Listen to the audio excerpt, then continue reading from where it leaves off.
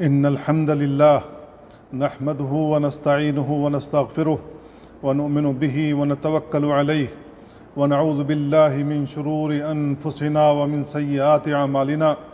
من يهده الله فلا مضل له ومن يضلل فلا هادي له، وأشهد أن لا إله إلا الله وحده لا شريك له، وأشهد أن محمدا عبده ورسوله. أما بعد، فإن خير الحديث كتاب الله، وخير الهدي هدي محمد صلى الله عليه وسلم، وشر الأمور محدثاتها، وكل محدثة بدعة، وكل بدعة ضلالة، وكل ضلالة في النار. عباد الله، أوصيكم ونفسي بتقوى الله في القول والعمل والسر والعلن، فهي وصية الله للأولين والآخرين. قال الله عز وجل: ولقد وصينا الذين أوتوا الكتاب من قبلكم وإياكم أن اتقوا الله. أيها المؤمنون، من أفضل العبادات وأجل الطاعات طلب العلم وتعليمه.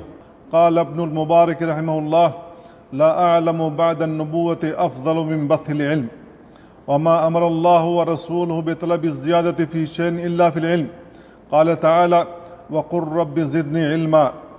وكفى بهذا شرفا للعلم أن أمر نبيه أن يسأله المزيد منه. وأشرف العلوم على الإطلاق العلم بالله، فإن شرف العلم بشرف المعلوم، ولا شك أن أجل معلوم وأعظمه هو الله عز وجل. فاعلم أنه لا إله إلا الله. وإذا أراد الله بعبد خيرا أرشده إلى علم الكتاب والسنة. قال صلى الله عليه وسلم: من يريد الله به خيرا يفقهه في الدين. قال الصنعاني رحمه الله: الحديث دليل على عظمة شأن التفقه في الدين، وأنه لا يعطاه إلا من أراد الله به خيرا عظيما. وفي الحديث دليل ظاهر على شرف الفقه في الدين والمتفقهين فيه على سائر العلوم والعلماء، والمراد به معرفة الكتاب والسنة. ومن أسباب الأمن في الأوطان نشر العلم النافع، فالعلم حجاب الفتنة وأساس الحكمة. قال ابن القيم رحمه الله: وإذا ظهر العلم في بلد قل الشر في أهلها، وإذا خفي العلم هناك ظهر الشر والفساد. ومع بداية العام الدراسي يستعد المعلمون للتعليم والتدريس، ويتهيأ الطلاب للتعلم والتأسيس. قال صلى الله عليه وسلم: من سلك طريقا يبتغي به علما سلك الله به طريقا إلى الجنة. وإن الملائكة لتضع أجنحتها رضا لطالب علم، وإن العالم ليستغفر له من في السماوات ومن في الأرض حتى الحيتان في الماء. ومهنة التعليم هي وظيفة الأنبياء والمرسلين، فهي مهنة شريفة وأمانة عظيمة، تقتضي أن يكون المعلم قدوة حسنة بقوله وفعله، متقنا في علمه وعمله، معتزا بدينه وهويته، رفيقا بطلابه ورعيته. ومحمد صلى الله عليه وسلم هو قدوة المعلمين وإمام المتقين. قال معاوية بن الحكم السلمي رضي الله عنه: ما رأيت معلما قبله ولا بعده أحسن تعليما منه صلى الله عليه وسلم، فوالله ما كهرني ولا ضربني ولا شتمني.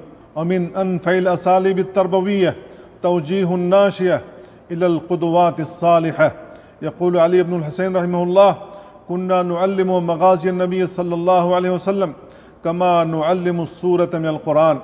وقال مالك بن أنس رحمه الله: كان السلف يعلمون أولادهم حب أبي بكر وعمر رضي الله عنهما كما يعلمون السورة من القرآن. وهنيئا للمعلم المخلص إذا دل طلابه على الخير وحذرهم من الشر. قال صلى الله عليه وسلم: من دل على خير فله مثل أجر فاعله. وفي الحديث الآخر: إن الله وملائكته وأهل السماوات والأرضين حتى النملة في جحرها وحتى الحوت ليصلون على معلم الناس الخير. والمعلم القدوة يكون مؤثرا بأفعاله قبل أقواله. قال عمر بن عتبة لمؤدب ولده: ليكن أول إصلاحك لولدي إصلاحك نفسك، فإن عيونهم معقودة بعينك، فالحسن عندهم ما صنعت والقبيح عندهم ما تركت. وجاء في سيرة الإمام أحمد بن حنبل رحمه الله كان يجتمع في مجلسه 5000 نحو 500 يكتبون والباقي يتعلمون منه حسن الأدب والصمت. يقول ابن الجوزي رحمه الله: لقيت عبد الوهاب الأنماطي فكان على قانون السلف لا تسمع في مجلسك غيبة، وكنت إذا قرأت عليه أحاديث الرقائق بكى واتصل بكاؤه، فكان وأنا صغير السن حينئذ يعمل بكاؤه في قلبي ويبني قواعد. والتعليم مسؤولية مشتركة بين المدرسة والبيت والمعلمين وأولياء الأمور، فكل من له رعية فعليه مسؤولية. قال صلى الله عليه وسلم: كلكم راع وكلكم مسؤول عن رعيته. وإن الله سائل كل راع أما استرعاه أحفظ أم ضيع. يقول ابن القيم رحمه الله: من أهمل تعليم ولده ما ينفعه وتركه صدى فقد أساء إليه غاية الإساءة.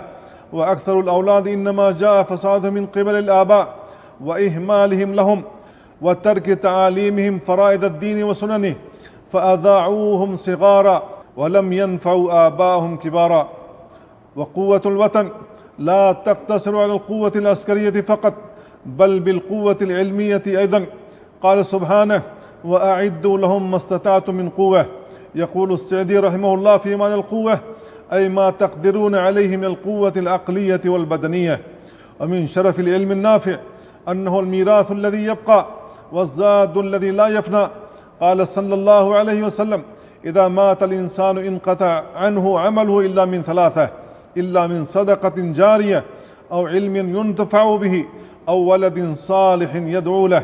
قال بعضهم: هذه الثلاث لا تجتمع إلا للعالم الباذل لعلمه، فبذله صدقة ينتفع بها، والمتلقي لها ابن للعالم في تعلمه عليه. بارك الله لي ولكم في القرآن العظيم، ونفعني وإياكم بما فيه من الآيات والذكر الحكيم. أقول قولي هذا وأستغفر الله لي ولكم ولسائر المسلمين من كل ذنب فاستغفروه إنه هو الغفور الرحيم. الحمد لله على إحسانه والشكر له على توفيقه وامتنانه، وأشهد أن لا إله إلا الله وأن محمدا عبده ورسوله. عباد الله، العلم النافع ثمرة التقوى. قال جل وعلا: فاتقوا الله ويعلمكم الله. قال الإمام الشوكاني رحمه الله: وفيه الوعد لمن اتقاه أن يعلمه. ومن تعظيم العلم تعظيم أهله وحملته والباذلين من أجله. من لا يشكر الناس لا يشكر الله. قال علي رضي الله عنه: لا يعرف فضل أهل العلم إلا أهل الفضل. والعلم وسيلة لإصلاح العمل، والعمل الصالح ثمرة العلم النافع. وإن من أهم الأعمال التي يستقبل بها الطالب يومه الدراسي صلاة الفجر في وقتها، فمن أيقظ أولاده للمدرسة ولم يوقظهم للصلاة فقد حرمهم رزقا عظيما. قال جل وعلا: وأمر أهلك بالصلاة واصطبر عليها لا نسألك رزقا نحن نرزقك والعاقبة للتقوى. يقول ابن الكثير رحمه الله: يعني إذا قمت الصلاة أتاك الرزق من حيث لا تحتسب. وآدم العلوم هي التي تنفع صاحبها في الدنيا والآخرة، وتؤمن مستقبله في دار القرار، وتحميه من خطر النار. قال جل وعلا: يا أيها الذين آمنوا قوا أنفسكم وأهليكم نارا. قال المفسرون: أدبوهم وعلموهم ومروهم بالمعروف وانهوهم عن المنكر ولا تدعوهم هملا فتأكلهم النار يوم القيامة. قال بعضهم: حق على المسلم أن يعلم أهله ما فرض الله عليهم وما نهاهم عنه.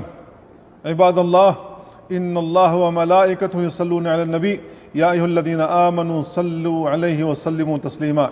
اللهم صل على محمد وعلى آل محمد كما صليت على إبراهيم وعلى آل إبراهيم إنك حميد مجيد. اللهم بارك على محمد وعلى آل محمد كما باركت على إبراهيم وعلى آل إبراهيم إنك حميد مجيد. اللهم علمنا ما ينفعنا وانفعنا بما علمتنا وزدنا علما، ونعوذ بك من علم لا ينفع ومن قلب لا يخشى ومن نفس لا تشبع ومن دعاء لا يسمع. اللهم أعز الإسلام والمسلمين وأذل الشرك والمشركين ودمر أعداءك أعداء الدين واحمي حوزة الدين وانصر عبادك الموحدين. اللهم فرج هم المهمومين ونفس كرب المكروبين واقض الدين عن المدينين واشف مرضانا ومرضى المسلمين. اللهم آمنا في أوطاننا وأصلح أئمتنا وولاة أمورنا ووفق ولي أمرنا وولي عهده لما تحب وترضى وخذ بناصيتهما للبر والتقوى. عباد الله، إن الله يأمر بالعدل والإحسان وإيتاء ذي القربى وينهى عن الفحشاء والمنكر والبغي يعظكم لعلكم تذكرون. فاذكروا الله العظيم الجليل يذكركم واشكروه على نعمه يزدكم ولذكر الله أكبر والله يعلم ما تصنعون.